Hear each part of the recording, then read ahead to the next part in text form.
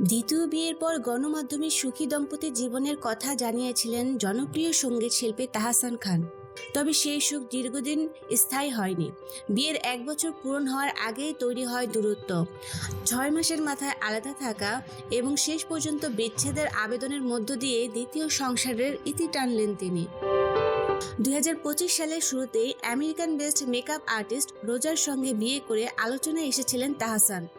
1 বছর পর 2026 সালের শুরুতে আবারও খবরের শিরোনামে এবার বিচ্ছেদের খবরে। 4 জানুয়ারি প্রথম বিবাহবার্ষিকী উপলক্ষে সামাজিক মাধ্যমে তাহসান ও রোজার একসাথে থাকা ছবি ও পোস্ট ছড়িয়ে পড়লে অনেকেই ধরে নেন তারা এখনও একসাথেই আছেন। তবে সেই গুঞ্জন দূর করতে নিজেই বিচ্ছেদের বিষয়টি প্রকাশ করেন তাহসান। যদিও এই বিষয়ে প্রকাশ্যে বিস্তারিত কিছু বলেননি তিনি।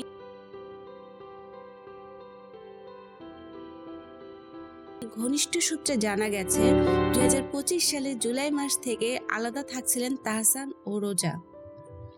গত ডিসেম্বরে তাহসান নিজেই ডিভোর্সের আবেদন করেন, যা আইনগতভাবে আগামী ফেব্রুয়ারিতে কার্যকর হওয়ার কথা।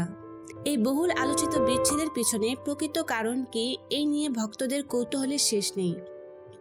তাহসানের ঘনিষ্ঠ সূত্রের দাবি, প্রথম ঘরের একমাত্র কন্যা আয়রাকে নিয়েই এই সিদ্ধান্ত। কারণ প্রথম ঘরের একমাত্র সন্তান নিয়ে প্রথম স্ত্রী মিথিলার সাথে যোগাযোগ মেনে নিতে পারছিলেন না রোজা।